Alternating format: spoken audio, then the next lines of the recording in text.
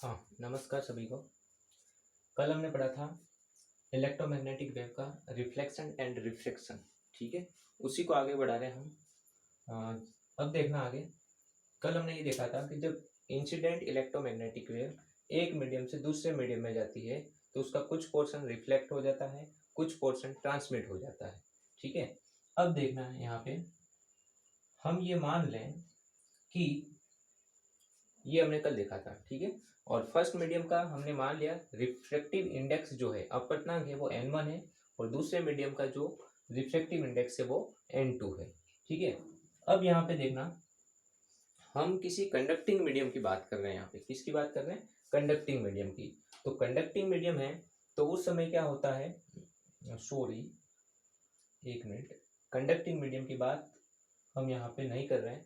कोई एक ऐसा मीडियम है, ठीक है, जिसके ऊपर इलेक्ट्रोमैग्नेटिक वेव जो है वो एंटर कर रही है, उसके ऊपर इंसिडेंट हो रही है, और उसका जो है अधिकतम भाग जो है वो दूसरे मीडियम के अंदर चला गया है। ठीक है, तो ये तो हमने कल पढ़ा था। अब आज वाला जो है पोर्शन वो देखना इधर।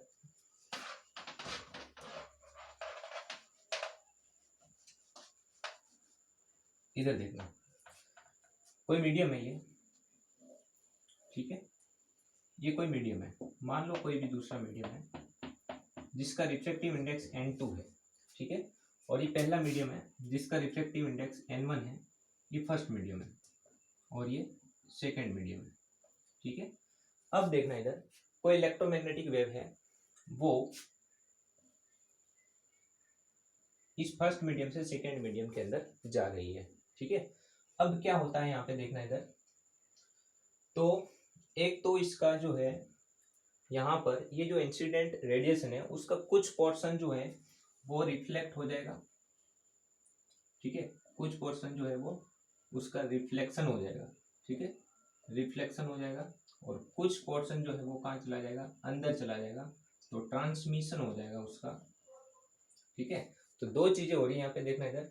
इंसिडेंट रेडिएशन दो भागों में बट रही है, एक तो रिफ्लेक्शन और एक ट्रांसमिशन। मतलब कुछ हिस्सा उसका रिफ्लेक्ट होकर उसी मीडियम में चला गया, और कुछ हिस्सा जो है वो ट्रांसमिट होकर दूसरे मीडियम के अंदर आ गया है।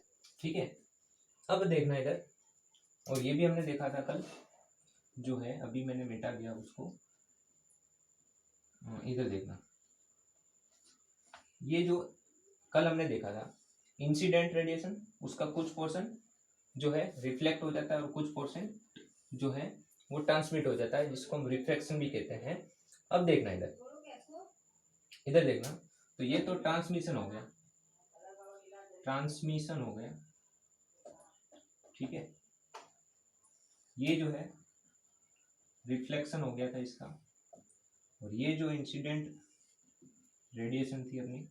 ठीक है, यहाँ पे ये जो इलेक्ट्रिक फील्ड था उसको हम मानते थे E01, उसका एम्पलीट्यूड मानते थे। यहाँ पे इलेक्ट्रिक फील्ड का एम्पलीट्यूड E01 डैश मानते थे, और यहाँ पे इलेक्ट्रिक फील्ड का जो एम्पलीट्यूड है उसको हम E02 मानते थे। ऐसे हमने तीन इक्वेशन जो है लिखी थी।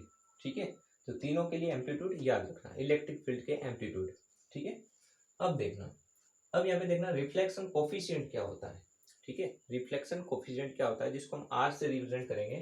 तो इसकी डेफिनेशन देखना, यहाँ पे छोटे छोटे पोर्शन है, छोटे छोटे टॉपिक है वो देखना। तो रिफ्लेक्शन कोफिशिएंट जो होता है वो it is the intensity of reflected intensity of light to the intensity incident intensity of light. इधर देखना, जो रेडिएशन रिफ्लेक्ट हो गई है उसकी इंटेंसिटी अपॉन जो रेडिएशन इंसिडेंट हुई थी,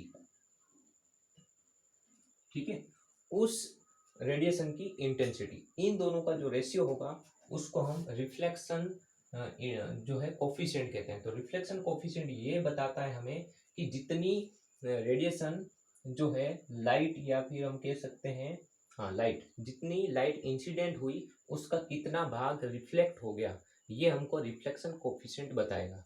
तो रिफ्लेक्शन लाइट की इंटेंसिटी अपॉन इंसिडेंट लाइट की इंटेंसिटी का जो रेशियो होगा उसे हम रिफ्लेक्शन कोफिशिएंट कहेंगे E01 डैश अपॉन E01। ठीक है, ये देखो यहाँ पे इंटेंसिटी को हम I01 बोल रहे हैं, आई सॉरी आई, ठीक है, I01 उसके बाद यहाँ पे जो इंटेंसिटी उसको हमने I01 बोल देंगे और यहाँ पे जो इंटेंसिटी उसको हम क्या बोलेंगे I02।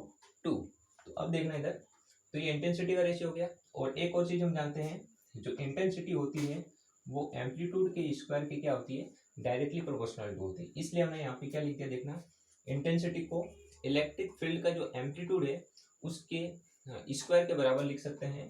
तो E01 इंटेंसिटी के लिए एम्पलीट्यूड क्या है, I01 इंटेंसिटी के लिए एम्पलीट्यूड क्या है E01। तो E01 डैश, सॉरी एक मिनट, ये डैश वाला है, मतलब रिफ्लेक्टेड इंटेंसिटी यहाँ पे है, ठीक है। तो I01 dash intensity of reflection light और E01 डैश क्या है, amplitude of electric field component of reflected light. तो I01 इंटेंसिटी है तो यहाँ पे E01 डैश का स्क्वायर लिख देंगे। I01 intensity of incident light, तो यहाँ पे एम्पलीट्यूड भी इसके अंदर जो है इंसिडेंट रेडिएशन का जो एम्पलीट्यूड है E01 उसका स्क्वायर कर देंगे, दोनों का स्क्वायर होल स्क्वायर कर दिया, ठीक है। अब ये पूरा एक डेरिवेशन होता है बहुत ही बड़ा, ठीक है। अभी तुम्हें डेरिवेशन नहीं देखना है, सिर्फ ये छोटे मार्क्स में क्वेश्चन आ सकता है, तो उसके लिए डायरेक्ट फॉर्मूला याद रखना है तुम्हें, ठीक है। जब इसको हम सोल्व करेंगे तो हमको मिलता है n1 - n2 upon n1 + n2 का होल स्क्वायर। अब n1 n2 क्या है, n1 n2 रिफ्रैक्टिव इंडेक्स है, अपवर्तनांक है, माध्यम 1 का अपवर्तनांक n1, माध्यम 2 का अपवर्तनांक n2 है। तो n1 - n2 upon n1 + n2 का होल स्क्वायर, ये रिफ्लेक्शन कोफिशिएंट होता है। फॉर्मूला इसका याद रखना, बाकी तो ये चीज दिख ही रही है, ठीक है। रिफ्लेक्टेड लाइट की इंटेंसिटी अपॉन इंसिडेंट लाइट की इंटेंसिटी, दोनों का जो रेशियो होगा वो रिफ्लेक्शन कोफिशिएंट कहलाएगा। दूसरा ट्रांसमिशन कोफिशिएंट।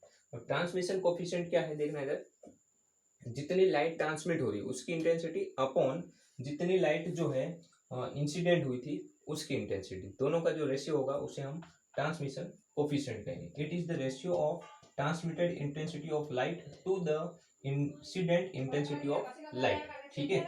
तो क्या हो गया, T बराबर E02 का स्क्वायर अपॉन E01 का स्क्वायर, ठीक है।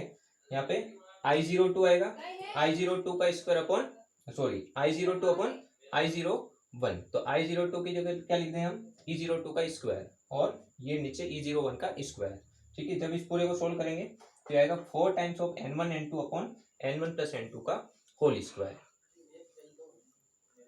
अब देखना इधर, तो R का मान और T का मान हमने जो है निकाल दिया है, ठीक है। एक और रिलेशन होता है R और T के बीच में, वो हम यहाँ पे लिख रहे हैं, ठीक है। देखना इधर, ये जो R और T होता है, R और T, इन दोनों का जो सम है वो 1 के इक्वल होता है, ठीक है। क्या होता है, 1 के इक्वल होता है। तो देखना इधर, ये प्रूफ भी कर देंगे हम। R का मान क्या है, n1 - n2 upon n1 + n2 का होल स्क्वायर, ठीक है, प्लस T का मान क्या है, T का मान है 4 times of n1 n2 upon n1 + n2 का होल स्क्वायर, ठीक है। अब देखना एलसीएम लेंगे तो क्या आ जाएगा, n1 + n2 का होल स्क्वायर यहाँ से भी आएगा और यहाँ से भी आएगा, इसको स्क्वायर को हम लिख देते हैं, ऐसा लिख सकते हैं, ठीक है। तो अब देखना ये इससे कट गया तो क्या ऊपर बचा, n1 - n2 का होल स्क्वायर और plus 4 times of n1 n2। अब देखना इधर, इसको ओपन करेंगे तो n1 square plus n2 square minus 2 times of n1 n2 plus 4 times of n1 n2 upon n1 + n2 का होल स्क्वायर, ठीक है। 4 टाइम्स ऑफ n1 n2 में से 2 टाइम्स ऑफ n1 n2 जाएगा तो प्लस का 2 टाइम्स ऑफ n1 n2 बचेगा, ठीक है। फिर ऊपर वाले को हम ऐसा लिख सकते हैं a + b का होल स्क्वायर, देखो a² + b² + 2ab, तो ये हो गया n1 + n2 का होल स्क्वायर, और नीचे क्या है, नीचे ऑलरेडी n1 + n2 का होल स्क्वायर था, तो दोनों कट जाएंगे तो क्या आ जाएगा, = 1। तो याद रखना, reflection coefficient plus transmission coefficient का सम क्या होता है, 1 होता है। मतलब जितनी भी इंटेंसिटी होगी वो 2 भागों में बढ़ जाएगी, एक रिफ्लेक्ट हो जाएगी कुछ, और कुछ ट्रांसमिट हो जाएगी, ठीक है। ये देखना इधर, अगर ये 100% है तो उसका कुछ पोर्शन, जैसे फॉर एग्जांपल मान लो 40% रिफ्लेक्ट हुआ तो 60% क्या होगा, ट्रांसमिट होगा। यदि इधर 60% हुआ तो ये कितना होगा, 40%। यदि ये 50% हुआ तो ये कितना होगा, 50%। टोटल 100% होगा, मतलब कोफिशिएंट की बात करें तो 1 होना चाहिए, ठीक है। तो ये चीज़ जो है यहाँ पे जो है हमको देखनी थी, ठीक है। आगे कल पढ़ेंगे हम इसको, नया टॉपिक पढ़ेंगे कल।